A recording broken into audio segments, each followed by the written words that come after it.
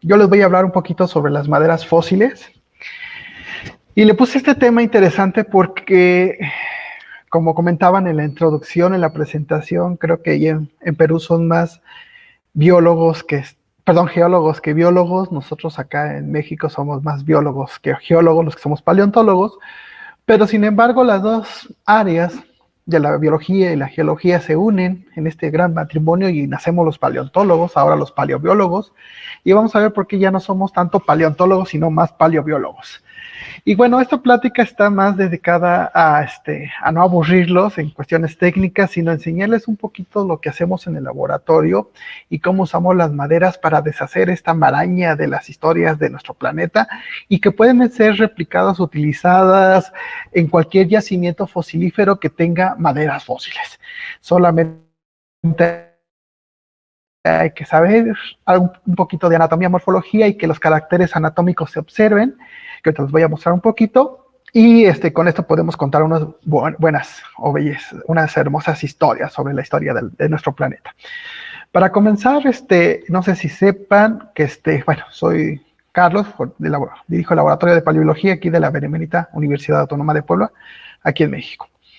Bueno, es común ver estas cosas fenomenales en algunas galerías de fósiles, en galerías de arte, estas cosas que vemos aquí en la pantalla. No sé si llegan a ver mi mouse, pero ahí está, el mouse, unos grandes sillones. O sea, como les digo a mis alumnos, si no tienen nada que regalarme en Navidad o el día de mi cumpleaños, están estas cosas hermosas, que son maderas permineralizadas, son rocas, y cuestan unos cuantos cientos de dólares estas cosas, ¿no? Entonces, son cosas muy hermosas que pues estéticamente uno pensaría que es un tronco, pero no, cuando uno lo toma, está silificado.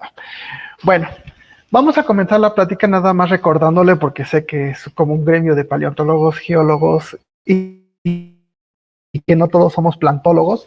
¿Por qué digo esto? Porque un bajo porcentaje de los paleontólogos somos paleobotánicos. Paleobotánico es triste el porcentaje, pero en verdad no somos tan llamativos como los dinosaurios. Bueno, no estudiamos cosas llamativas como los dinosaurios, la brea o la megafauna, pero sí estudiamos unos organismos muy elementales a la naturaleza, la cual nos va a hablar mucho de las condiciones ambientales del pasado en diferentes vertientes. Nada más recordar que las plantas están compuestas de hojas, flores, tallos, o porque el organismo completo. Se dice que las plantas tienen una muerte diferencial. ¿Qué quiere decir? En una época del año las hojas se caen y esas quedan en la superficie por algún evento o aluvial, una caída de ceniza, etcétera, quedan sepultadas y estas llegan a fosilizar. Por otro lado, cuando caen las hojas en situ, puede venir una tormenta, caerse, quedar por ahí enterrado. Las flores y los frutos, también en una cierta época del año van a estar presentes y esos van a fosilizar. O sea, lo que quiere decir que es muy difícil encontrar en el registro fósil una planta completa, digamos, de estas características o este tamaño. Por lo regular, los yacimientos fosilíferos, si han tenido oportunidad de visitarlos, siempre van a ver que o abundan las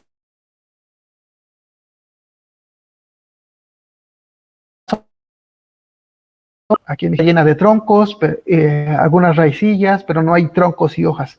Eso no es problema, todos los elementos van a dar información.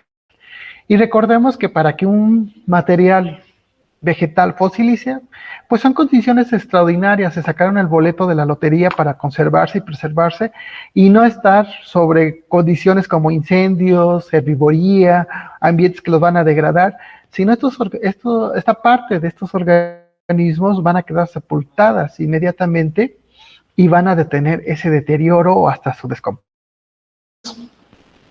Primero, flores en ámbar y insectos. Imagínense las condiciones peculiares que ocurrieron en ese momento para que esa flor no se descompusiera y llegara a ser encapsulada.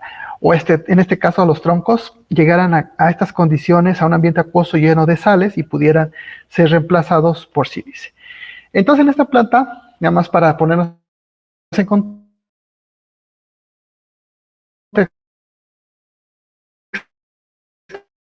vamos a hablar de ubicarlos un poquito en contexto.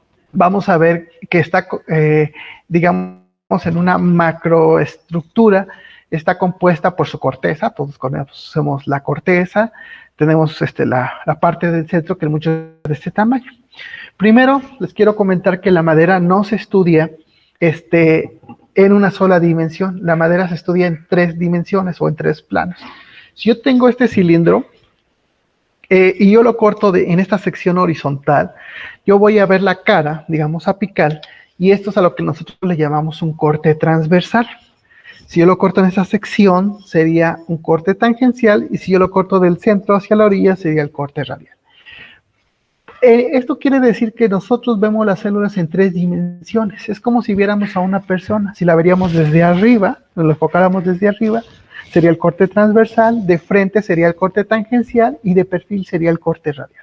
Nosotros cuando ya juntamos las 3 imágenes y hacemos un cuerpo tridimensional, podemos ver algunas características o comportamientos de algunas estructuras que nos van a ayudar a la identificación de la planta. Entonces, por eso, las maderas necesitamos el tamaño de un puño, porque los vamos a cortar transversal, tangencial y radial. Y a veces las maderas no se dejan o están un poco torcidas y necesitan pedacitos de cada lado. Imagínense cortar una madera fósil, una madera que está silificada, que de cuenta que es pedernal, cortarla, pues se lleva mucho material, por eso necesitamos una muestra de este tamaño. No más, no necesitamos el tronco de 2 kilómetros, 2 metros, no kilómetros, ¿verdad? Sea enorme, no hay tronco de ese tamaño. Bueno, vamos a continuar. Entonces, ¿qué vamos a ver nosotros en la madera? No es una clase de anatomía, pero solamente quiero que vean que hay estructuras que quería decirles. Por ejemplo, aquí, esta es una madera de un angiosperma, es un corte de una madera con planta con flor. O sea, estamos hablando de todos los árboles que tengan semillas que produzcan flores, y por lo regular, nada más le digo, general, vamos a ver estas bolitas grandes que están en el corte transversal, que les vamos a llamar elemento de vaso. Este es el corte transversal, aquí lo vemos en corte tangencial, que los elementos de vaso son como las tuberías de una casa. Ellos son los que van a mover principalmente el agua. Y alrededor va a haber unas celulitas pequeñitas que se van a llamar parénquima, que esos son los que van a llevar los nutrientes del suelo hacia la parte apical. Pero también hay comunicación de la parte central del tronco hacia la orilla, entonces también hay unas células que les llaman radiales. Aquí vemos estas tuberías. Aquí nosotros en corte tangencial las vemos, estos radios los vemos en corte transversal. En corte transversal veríamos estos radios en corte tangencial, y si ven en corte radial vemos también otra estructura. Por eso les digo que es muy importante tener las 3 secciones de la madera, porque si queremos ver el comportamiento de estas estructuras, necesitamos ver las 3 secciones, ya que una sola, o sea, si yo hago nada más una superficie pulida en cualquiera de sus caras y no veo bien estas estructuras, lamentablemente no la voy a poder identificar. Y bueno, esta es una de las maderas con mayor estrategia de adaptación a los ambientes actuales. Tenemos otra madera que es, por ejemplo, la de las coníferas, pariente de los pinos, araucarias, todas esas maderas de los bosques fríos, donde son muy simples. Esto, por ejemplo, es un canal de resina. Ellos no tienen elementos de vaso. Evolutivamente son más simples que las angiospermas, pero también vean cómo tienen su sistema de conducción de agua. También tienen esto que se llaman traqueidas, y va a haber unas más grandes con paredes delgadas, que aquí va a ver unos puntitos negros, que se llaman parénquima, que también son para la conducción de agua. Recuerden que la madera es un tejido secundario que lo que va a dar es robustez a las plantas, soporte, y que ganen altura estos organismos para competir por los recursos que principalmente son la luz y el agua. Estos 2 tipos de maderas son las que dominan en tiempos, digamos, del Cenozoico y los últimos 65 millones de años, porque antes existía otro tipo de madera que le llamaban manoxílica, que para que se den una idea son como maderas tipo de los helechos arborescentes, que era mucho corcho y poca madera. Actualmente son mucha madera y un poco de corcho. Bueno, teniendo en cuenta estas estructuras de la madera, van a decir, ay, ¿por qué el doctor está hablando de esta anatomía? ¿Y por qué? Pues tiene que ver mucho para poder escuchar lo que nos van a decir las maderas. Aquí en esta diapositiva solamente quiero recalcar, que estamos hablando de fósiles. Yo les acabo de enseñar tejidos actuales, de las maderas actuales que ustedes pueden ver. Están las sillas que están sentados, supongo, en cualquier mesa, y pueden estudiar la anatomía. Pero en el registro fósil, ¿cómo vemos las maderas? Bueno, recordemos que hay fósiles de impresiones carbonosas, impresiones, las encapsulados en ámbar, que los van a ver mucho con los muchachos, ya vi que ahí estuvo una ola de ámbar, pero nosotros nos vamos a centrar en las maderas y en el tipo de fosilización que se llama permineralización. Acuérdense que la permineralización, como trabalenguas, es una sustitución de la materia orgánica por algún mineral, principalmente es por sílice, pero también se da por carbonato de calcio, se calcita, y se dan por otros elementos. Y vean, por ejemplo, aquí estoy tomando muestras de unos troncos aquí en el estado de Puebla, que cuando yo les hago el corte, vean aquí en esta lado, para mí es el lado izquierdo de la pantalla, estas bolitas que se ven es el corte transversal de esta madera que tiene cerca de 25 millones de años. Entonces vean el estado de conservación que tiene esa madera. Sin embargo, hay maderas mucho más viejas que pueden tener la misma conservación. Recuerden que la madera es tan fina, esta penetración de las sales y la copia de estos tejidos, que es como si yo pusiera la carne en el refrigerador, la congelo y se me olvida. Entonces, así pasa y la madera puede durar muchos miles de millones de años así conservada, hasta que no exista otro proceso de disolución, etc. Y acá abajo, vean esta cantidad de troncos, son de ya cerca de ustedes, más cerca de Perú, donde están ustedes, que de México, es allá en Puyango, allá en Ecuador, un bosque petrificado. Entonces, a esto se le llama permineralización, pero también tenemos, y es, digamos que como el 80% del tipo de conservación de las maderas, pero también las maderas se pueden encontrar carbonizadas, en un proceso de carbonización, no carbón como el que usamos en las casas para hacer carne asada, sino el proceso de fosilización de carbonización, que es una combustión incompleta, que es que va a haber se van a perder algunos elementos, pero se van a conservar algunas estructuras y que también se van a reemplazar por algunos elementos. Aquí, por ejemplo, estas son fotos de George Musto, las metí al microscopio electrónico y vean la calidad que tienen las estructuras anatómicas que les quise representar anteriormente de maderas actuales. Vean, estas son fósiles, estas maderas están carbonizadas y son del Cretácico, tienen alrededor de 70 millones de años. Vean la conservación que tienen y de las cuales yo puedo decir las estructuras anatómicas que más adelante me van a ayudar a poder hacer mis trabajos de paleobiología. Y entonces cualquier madera, por grande o pequeña que sea, nos va a dar información. Ninguna madera es más bonita que otra, ninguna es más fea. Recuerden que el problema siempre va a ser el investigador. ¿Qué le preguntamos al fósil y qué queremos que nos responda al fósil? ¿Y cómo se estudian las maderas para hacer ahí el comercial? Pues no es muy difícil tener una cortadora con disco de puntos de diamante para poder sacar estas rebanadas de la madera. Obviamente no la vamos a meter a un microtomo ni a una rebanadora de jamón, sino tiene que ser una máquina especial en la cual se corta roca. Los compañeros geólogos hacen lámina delgada. El mismo proceso para estudiar la madera es la lámina delgada, que quiere decir que vamos a hacer cortes tan delgaditos que los vamos a poder ver al microscopio para identificar esta anatomía. Y luego las vamos a adelgazar, si no pasa la luz, las vamos a adelgazar con lijas, con un disco giratorio o en un vidrio, hasta que podamos verlas al microscopio y poder ver esa anatomía. Y bueno, utilizar la literatura especializada. Si bien la metodología del trabajo de maderas no es una gran inversión, lo puede hacer cualquiera, nada más que si es de paciencia, porque todo ese corte y todo ese devastamiento de la madera es de manera artesanal, no hay máquinas que lo realizan. Algunos compañeros geólogos dicen, es que ahí hay máquinas que ellos utilizan para hacer su lámina delgada y te la deja 30 micras. Sí, sí podemos meter la madera, pero las maderas, según el estado de conservación, pueden ser más delgadas o más gruesas, todo depende cómo transmitan la luz o deje pasar la luz para que yo vea los elementos celulares. O sea, yo la tallo, la lavo y la veo al micro. La tallo, la lavo, está muy gruesa, vuelve a la tallar. Hay veces que con esos movimientos cortos me llevo la muestra y ya nada más lo único que veo son puros cristales ahí acomodados sin ninguna morfología ni anatomía, entonces ya echa a perder la muestra y tengo que volver a hacerlo todo de nuevo.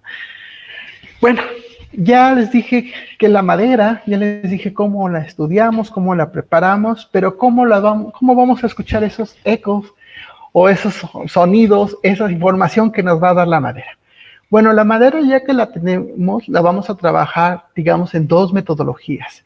La vamos a utilizar como dos elementos. Uno que le llaman proxy, que ahí le puse que es un proxy, son materiales preservados en el registro geológico correlacionado con variables ambientales o como dato ecométrico. Quiere decir que son características morfológicas y funcionales que permiten inferir interacciones con el medio ambiente.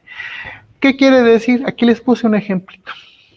Si ustedes ven ese cactus, luego, o sea, si cierran sus ojitos y yo les digo, encontramos un cactus, luego se imaginan un desierto. Eso quiere decir que la planta, el cactus, ocupamos como un elemento proxy, que ese elemento me va a decir condiciones ambientales si lo llego a identificar.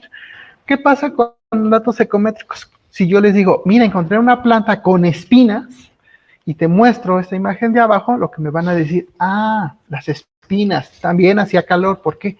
Porque las espinas son hojas modificadas para, vamos a decir así, como para aguantar para condiciones de estrés hídrico, de sequía. Así las plantas no tratan de perder tanta cantidad de agua ni exponer el área foliar, sino que modificaron esa estructura y la hicieron a una estructura llamada espinas. Entonces, eso es un carácter que se modificó al medio ambiente en condiciones de estrés hídrico. No de sequía, sino de estrés hídrico. Después voy a comentar por qué no sequía y si estrés hídrico o por qué no se debe de usar el término. Bueno, entonces, ¿cómo los escuchamos? Y entonces la madera, ¿cómo cuando decimos vamos a usar la madera como datos ecométricos? ¿Qué quiere decir? Yo no quiero saber qué identificar la planta, yo no quiero saber quién es, simplemente voy a ocupar la anatomía de la madera para saber condiciones ambientales. Por ejemplo, aquí vemos unos cortes, digo, no son sí son de publicaciones, pero no son para calificar de que son muy bonitos. Y hablamos de la porosidad. Estas bolitas que vemos en la pantalla, yo les había comentado que son los elementos de vaso. Estos elementos de vaso nos van a hablar de las condiciones de humedad que existen o dónde vivía esta planta. Por ejemplo, si vemos muchos elementos de vaso, o si vemos elementos de vaso grandotes, quiere decir que muchos elementos de vaso, quiere decir que las condiciones son de estrés hídrico. Si hay pocos elementos de vaso, quiere decir que hay mucha humedad. Si los elementos de vaso o estas bolitas son grandotas, creo que la tengo en la otra, son grandotas, o grandes, digamos, estamos hablando, esto mide micras, si estamos hablando que los elementos de vaso, estas células, miden 100, 150, 200 micras de tamaño, quiere decir que vivían en una selva, en una condición de llueve todo el tiempo. Pero, por ejemplo, si vemos que son celulitas pequeñitas de 50 micras, puede decir que vivían cerca de un desierto, por ejemplo. Esto de los vasos por milímetro cuadrado, si son pocos, también viven cerca de condiciones de mucha humedad. ¿Qué quiere decir? Que no necesitan la planta tanta conducción de agua de abajo hacia arriba, porque el agua siempre está disponible. Pero en condiciones, por ejemplo, en la primera imagen, del lado izquierdo, hay muchos elementos de vaso y además están agregados. ¿Qué quiere decir? Que ahí escasea el agua, que cuando hay agua o hay estrés hídrico, la absorben, la transportan y la almacenan. Por eso tienen diferentes o muchos elementos de vaso por milímetro cuadrado.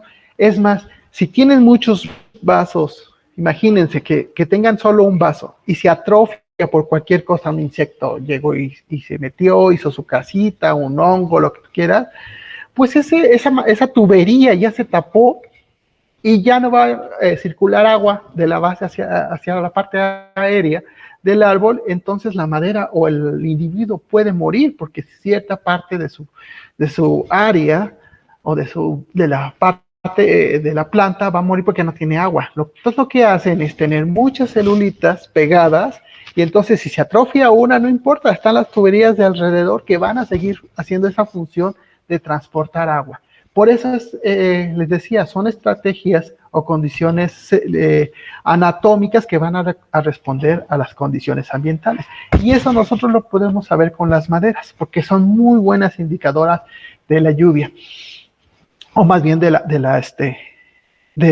la disponibilidad de agua. También, por ejemplo, si aquí en la porosidad, cuando decimos la porosidad es difusa, quiere decir que las celulitas tienen la misma cantidad de agua todo el año o todo su ciclo anual de la planta. Pero ¿qué pasa con las que tenemos celulitas grandes en esta parte que les vamos a llamar anillos de crecimiento? Acuérdense de los anillos de crecimiento de las maderas. Eso se da, por ejemplo, en plantas que está muy marcada la etapa de humedad y de sequía. Por eso se forman esos anillos de crecimiento, que son la madera temprana, cuando hay mucha humedad, células grandes, hay recursos, entonces la planta es vigorosa, crece y no importa porque hay nutrientes, hay elementos para crecer y dominar. Pero cuando hay estrés hídrico, ¿qué quiere decir estrés hídrico? Que falta de lluvias, sequías o nieve, porque pueden tener el agua, pero puede estar congelada y no es disponible. Ahí es cuando decimos estrés hídrico. Entonces la planta reduce todos sus meristemos de crecimiento y se hacen las células pequeñitas, y al contrario se hace protección. Hay células que se empiezan a engrosar para protegerse del ambiente o de las condiciones extremas del exterior, y por eso la madera se hace oscura y células pequeñitas, y que es la madera tardía, y ahí es donde se delimita el árbol. Cuando ustedes van y cortan una madera de pino de las zonas boreales, por ejemplo, esas que compramos en cualquier tienda donde vendan maderas y vemos bien sus anillos de crecimiento, podemos decir, esta madera creció en condiciones, digamos, extremas, digamos, de estacionalidad. Pero, por ejemplo, cuando cortamos maderas de una selva, por ejemplo, la madera del cedro rojo, de la caoba, vamos a ver que les llaman maderas preciosas porque no se ven los anillos de crecimiento. No tienen estos delimitaciones entre un anillo y otro, sino son homogéneas. Por eso son maderas, digamos, caras, porque no hay zonas de debilidad donde se pueda fracturar la madera. Sin embargo, cuando lo vemos anatómicamente, sí hay una bandita que va a delimitar el anillo de crecimiento. Y bueno, y como regresando, digamos, a esto de la porción anular, aquí tenemos células grandotas al inicio del anillo y células pequeñas. Aquí estaría el otro anillo de crecimiento. Vamos en la foto de la mano derecha. Y células pequeñitas, ¿qué quiere decir? Aquí había gran disponibilidad de nutrientes, de recursos, en los cuales pueden crecer las plantas. Y en esta parte hay sequía o ya no hay disponibilidad de elementos. Entonces vean cómo las maderas nos comienzan a decir cómo son las condiciones cuando ellas vivían. Y esto nada más en los fósiles, eso ocurre en la actual, o sea, los botánicos nos podemos estudiar la parte de las plantas actuales para poderlas extrapolar hacia el pasado. O sea, no crean que son inventos nada más de nosotros porque se nos ocurrió, sino hay gente que se ha puesto a desarrollar estas plantas y ver cómo son estas condiciones y ver estos patrones anatómicos de la madera. ¿Y qué pasa, por ejemplo, si yo soy de una familia de plantas que mi genética me dice no puedo tener más células? O sea, mi familia son de plantas de ambientes tropicales y se está secando el ambiente, y yo cómo reacciono a eso, ¿no? Porque no puedo cambiar mi morfología porque hay patrones genéticos que yo no puedo modificar, porque si no ya no sería la misma familia o el mismo género. un ejemplo es como nosotros somos, aquí en México somos, digamos, chaparritos. Y si soy chaparrito y quiero que mi hijo sea que yo mido no, es un ejemplo, pero yo mido 1,80, yo quiero que mi hijo mida 2 metros, para que sea jugador de básquetbol, pues mi genética no le va a ayudar en nada. Entonces hay otras estrategias para que estos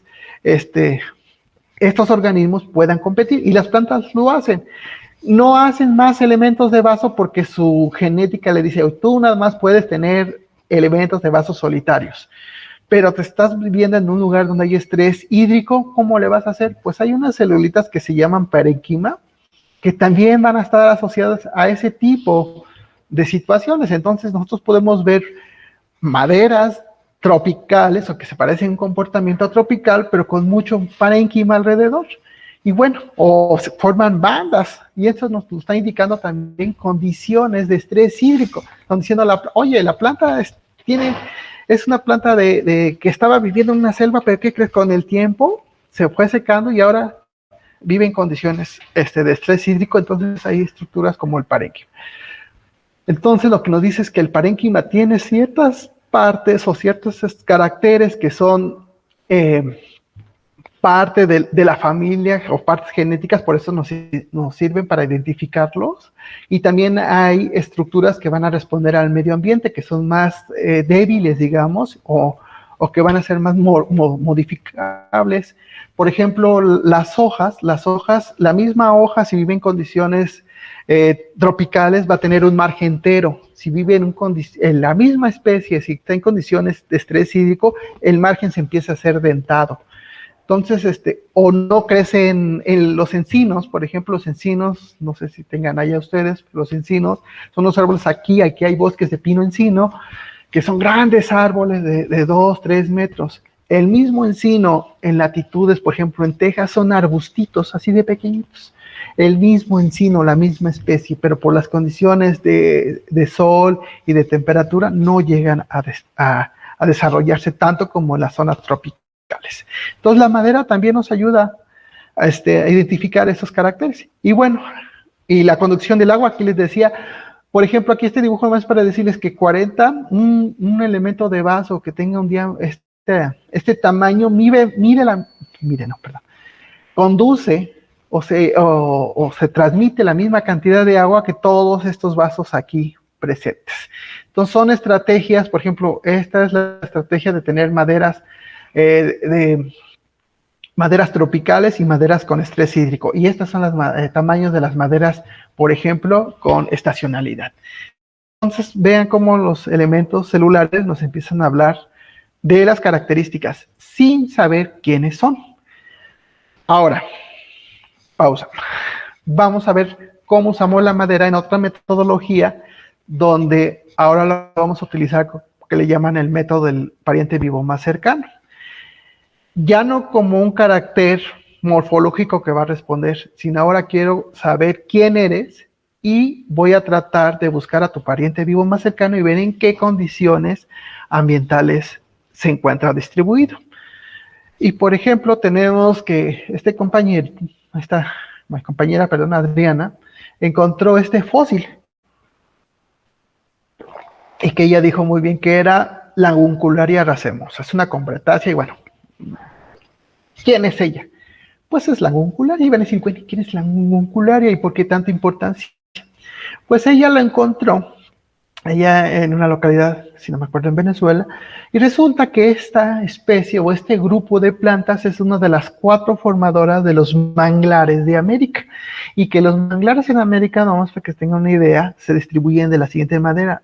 El mangle rojo, que es Rhizophyra mangle, se distribuye a la línea de costa, aquí enfrente del mar, le gusta el oleaje, le gusta vivir, y atrás de ella vive Avicennia, y atrás de ella vive racemosa. Esta es la estratigrafía de los manglares de América. Viven otras 70 especies por ahí mezcladas, dependiendo del nivel latitudinal que te encuentres en América, si estás en Sudamérica, Centroamérica o Sudamérica, pero esas son las 4 especies que viven en los manglares y que van a estar presentes en todos los manglares de América.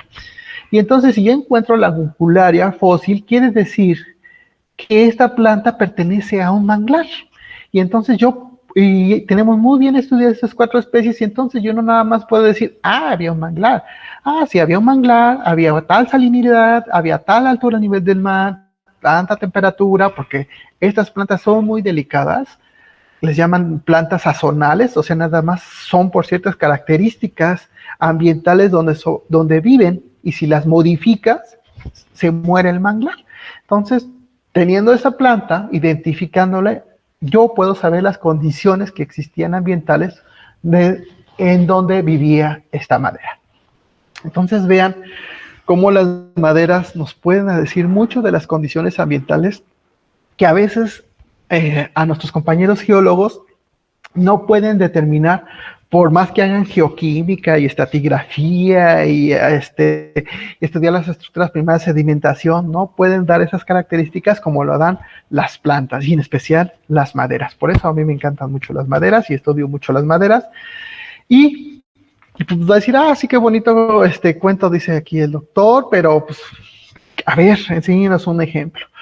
Pues aquí en México, en la parte central de México, vean dónde estamos, había una zona semiárida que le llaman los Cerros Blancos, aquí en la cuenca Puebla-Tlaxcala, aquí en el centro de México. Estamos rodeados de 2 grandes sierras, la Sierra Madre Oriental y la Sierra Madre Occidental. Estamos en el Valle de México y estamos levantados estamos a 2,200 metros sobre el nivel del mar, nomás para que se den una idea, porque estamos en el eje neovolcánico de México.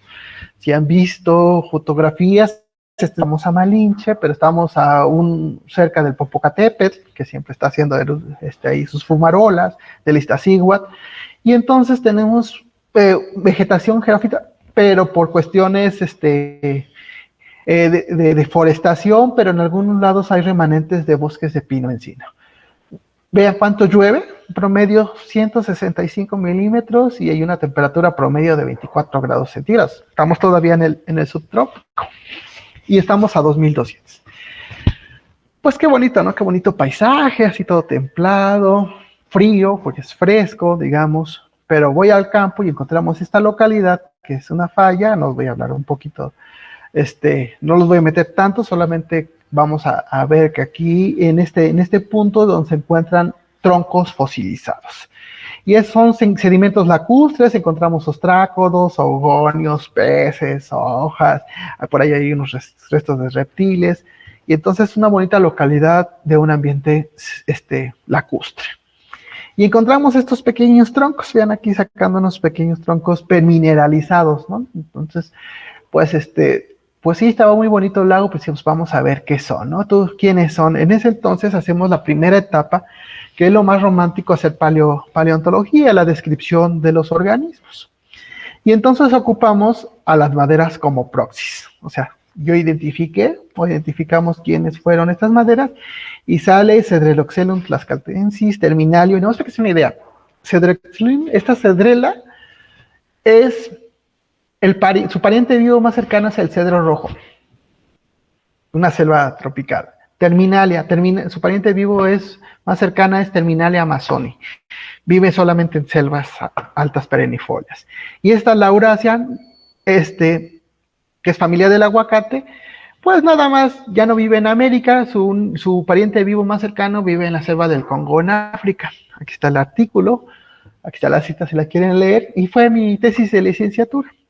Y era muy chistoso. ¿Qué hacen estas maderas tropicales, netamente tropicales, en Tlaxcala, en un ambiente templado a frío y a 200 metros sobre el nivel del mar? Y entonces ahí miran, aquí está su pariente vivo más cercano, que no me voy a meter, digamos, a tanta anatomía, pero vamos para que vean que se parecen.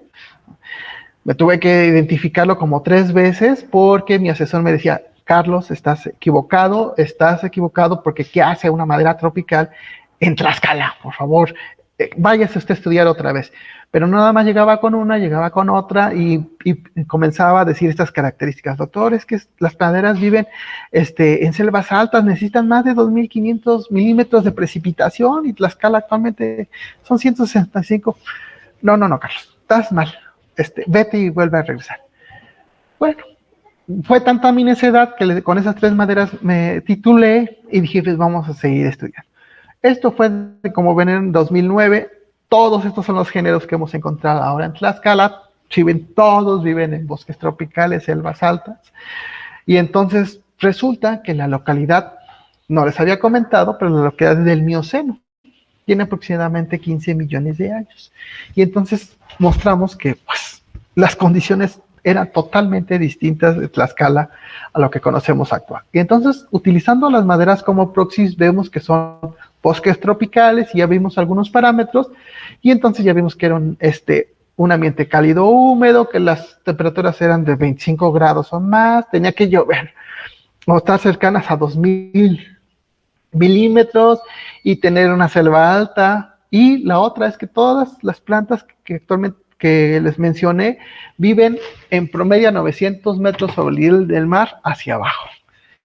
Y entonces, pues todo el mundo decía, no, Carlos, estás mal, tú estás inventando características, estás asignando grupos que no son, y bueno, pues ahí uno va remando sobre la corriente. Y bueno, pero cuando uno ya tiene cerca de 15, 20 ejemplares que te dicen lo mismo, pues creo que ya no está uno en un error. Y luego hicimos la reconstrucción, porque les digo que hay ostrácodos, diatomeas, peces, y ahí y seguimos sacando maderas, publicando maderas, y todos van a tropicales, siguiendo esta metodología de proxy y el pariente vivo más cercano. Pero dije, ahora vámonos del otro lado, vamos a hacer que la madera como un elemento ecométrico. ¿Qué quiere decir? No quiero saber quiénes son, vamos a ver qué dicen las características celulares. Y entonces, nada más aquí un recordatorio, entonces empezamos a ver los elementos de vaso, las características, cuántos hay por milímetros, si hay chiquitos, etcétera, etcétera. En total fueron, bueno, aquí está una pequeña lista, pero en realidad son 47 caracteres anatómicos que se revisan, y todos estos se comparan por medio de correlaciones y de regresiones. Aquí están todas las características, todos los promedios, los comparamos con otras comunidades vegetales y hacemos unos análisis de componentes principales para ver la relación que existía entre los caracteres morfológicos y parámetros ambientales, y nos resulta que sí hay caracteres que corresponden al ambiente y hay caracteres que no, que son, como yo les decía, son de familia, ¿no? Son caracteres que están presentes porque el grupo al que pertenecen deben de tenerlos. Pero cuando ya teníamos estos datos de cómo eran todas estas medidas que yo les había comentado en diapositivas atrás, hicimos un análisis de ordenación nada más para ver dónde se encontraba mi comunidad de Panotla, de Tlaxcala, cerca, en varias comunidades tropicales, ¿no? Donde ya tenemos características de las maderas tropicales, y vemos que pues aquí están los Tuxtlas, que es en Veracruz. Estas son unas localidades de aquí de México. Estas son brasileñas, vean, aquí están bosques tropicales brasileñas. Chamela y el Cien son del lado del Pacífico, y estas son del lado del Golfo. Estas son selvas del lado del Golfo. Entonces se juntaba Panotla, esto es Chajules en Chiapas. Entonces mis localidades de Tlaxcala estaban junto a las localidades del Golfo. Y luego metimos no nada más selvas tropicales, a ver, búscate pastizales, bosques fríos, bosques templados, bosques tropicales, bosques secundarios. Igual, aquí están las comunidades secas, aquí están las comunidades de mucha humedad, y aquí están las comunidades del Pacífico, y aquí están las comunidades del Golfo de México. Entonces, se seguía manteniendo con esos bosques tropicales. Y dije, entonces vamos a ver cómo reaccionan los parámetros. Entonces hicimos algunas metodologías que ya han propuesto esos autores, no, yo no me las saqué de la manga, sino ya hay propuestas metodologías. El doctor Weyman en el 98 publicó esta metodología de hacer unas regresiones lineales, y entonces vimos que tenemos las predicciones de ciertas temperaturas. Estas que estamos arriba, que dicen TMA, estas son las temperaturas de estaciones meteorológicas, y por medio de nuestra metodología aquí están las predicciones de las temperaturas, y aquí está la desviación estándar. Si ven, no son desviaciones estándar muy grandes, vean cómo están comparadas o son semejantes las temperaturas de estación meteorológica. Son estaciones que tienen 30 años midiendo los datos climáticos y nuestras predicciones. Vean cómo no están muy alejadas, digamos, de lo reciente. Y entonces con esto evaluamos que nuestra metodología estaba bien planteada, estaba bien diseñada y lo hicimos a localidades fosilíferas. El Ciene es una localidad fosilífera de Baja California, Chajul es una localidad fosilífera de Chiapas y Panotla fue mi localidad fosilífera allá en Tlaxcala. Esto fue mi tesis de maestría. Entonces, no nada más sacamos temperatura media anual, sino sacamos temperatura media anual, temperatura del mes más frío, temperatura del mes del intervalo más seco, la precipitación medio anual, la precipitación del mes más seco, los meses de sequía, la evaporación media anual, la evaporación máxima. O sea, vean todos los parámetros que yo puedo obtener a partir de un estudio sistemático de los caracteres anatómicos de la madera. Y vean, entonces aquí están, estos datos más importantes son de que la predicción es que en Tlaxcala no había 25 grados centígrados, o sea, no había 31, y la precipitación media anual era de ser más de 2000 milímetros, cosa que nos decían la otra metodología. Y entonces aquí ya tengo mis condiciones, ya no nada más es, pues era cálido o era húmedo, sino ya tengo datos o predicciones de cómo era la temperatura y el clima de ese sitio. Y entonces ya los puedo comparar, mis dos metodologías, y me están encajando en el tipo de condiciones ambientales que existían en Tlaxcala hace 15 millones de años en esa localidad. Y entonces, lo que quiero mostrarles con esto es que nosotros, o las maderas, nos indican mucho de las condiciones ambientales que hay en un sitio. ¿Y por qué les platico de solo esto? Porque sé que ya en su comunidad hay muchas localidades con maderas y que nada más se utilizan para las peceras, se utilizan como bonitos recuerdos, o nadie les hace caso a esos fósiles que nos pueden decir cómo va cambiando. Y esta es, por ejemplo, mi propuesta de trabajo de cómo ha cambiado Tlaxcala de ser un bosque tropical, que cambiara un bosque mesófilo, porque no deje de decirles que más arribita de las maderas encontramos hojas, pero esa es otra historia. Y luego tenemos también un yacimiento donde hemos encontrado polen, y entonces estamos viendo cómo está cambiando la vegetación de Tlaxcala desde hace 15 millones de años a la actualidad. Y esto no lo pueden hacer otros organismos, esto no lo pueden hacer los mamíferos, esto no lo pueden hacer otros organismos, digamos, lacustres, esto lo hacen las plantas. Y nada más ubicarnos, aquí tenemos la temperatura a través del tiempo de los últimos millones de años, y nada más para ubicarnos que nosotros estamos aquí en el Mioceno, estaríamos en esta parte donde las grandes hipótesis muestran que la temperatura estaba 4 grados más que en la actualidad. Entonces nuestros datos no son disparatados, llegaban de 4 a 6 grados más que en la actualidad. No estamos diciendo cosas de que él encontró datos que no son justificables a nivel o a escalas globales, ¿no? Aquí estamos parados por otras metodologías. Wolf en el 93 mencionaba que estábamos arriba de 10 grados, por isótopos de oxígeno también estábamos por arriba de 5 grados, las precipitaciones son arriba de 1000 milímetros, entonces nuestros datos no son tan descabellados con lo que se ha propuesto en otras latitudes cercanas a México.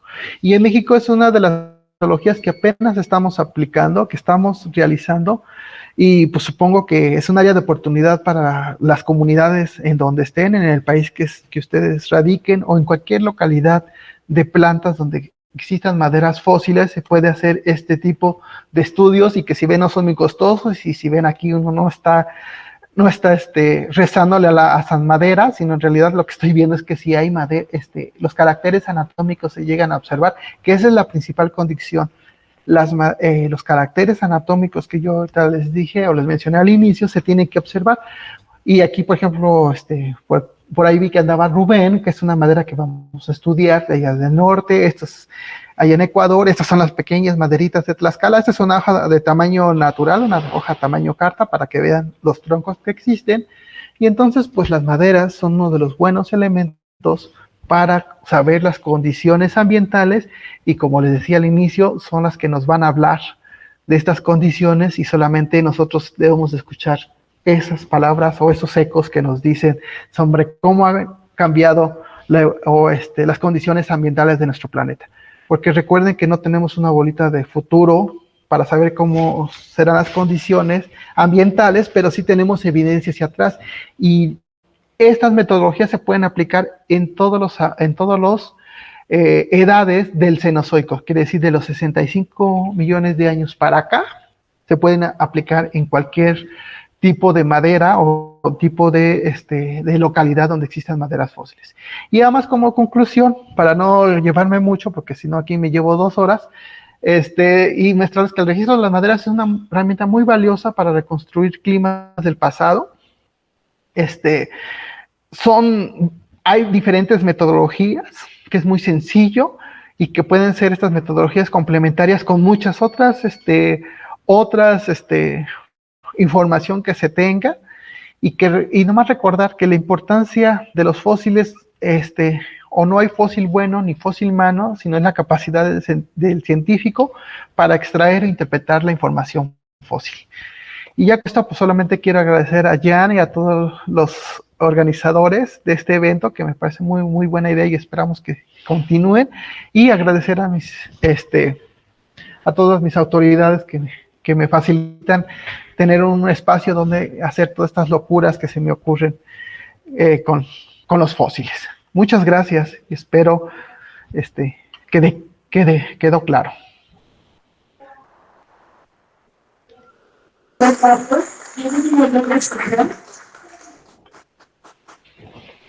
¿Nos confirma si nos escucha, por favor? Sí, los escucho ahora, sí. Bueno, sí, dígame, dudas, preguntas, comentarios, aquí estamos. Invitar al público presente, si es que tiene alguna consulta sobre la conferencia, o también al público que nos está siguiendo de manera virtual. Pero mientras se animan, yo tengo algunas consultas como geóloga. Yo quisiera que nos pudiera explicar un poco cómo utilizan justamente los isótopos estables que están presentes en la madera de fósiles para impedir los cambios en la temperatura o precipitación durante la era geológica en la que se estudia en cuestión. Los isótopos estables no se utilizan directamente en la madera. Como yo les decía, la madera se va descomponiendo y ahí se van colocando cristales de sílice principalmente. Muchas veces nosotros los isótopos los ocupamos en los sedimentos que embeben a la madera.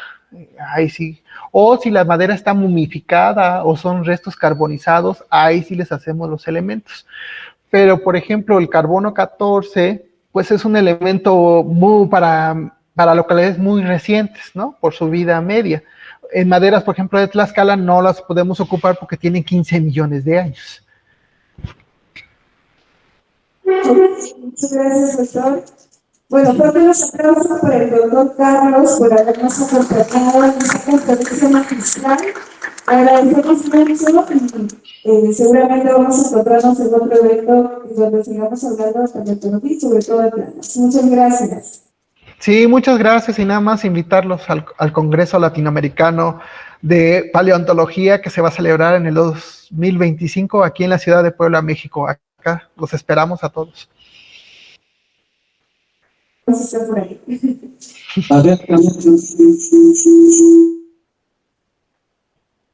¿Me escuchas? Sí, se envicia un poco, pero sí. ¿Me escuchas, no? Sí, te escucho. Hola. Sí, ok. Bueno, simplemente para agradecerte, ¿no? Como ves, hemos tenido algunos problemas técnicos con ECO, ¿no? Pero muchas gracias, ¿no? Por tu charla y efectivamente, ¿no? El Congreso Latinoamericano de Paleontología se va a dar en Puebla el próximo año. Y bueno, creo que ya me comprometiste, Carlos, ¿no? Los dos estamos en el proceso. Ya, muchas gracias a ti. Sí, gracias. Cualquier pregunta de más, ahí está mi correo electrónico, mis datos. Pueden escribirme con mucho gusto.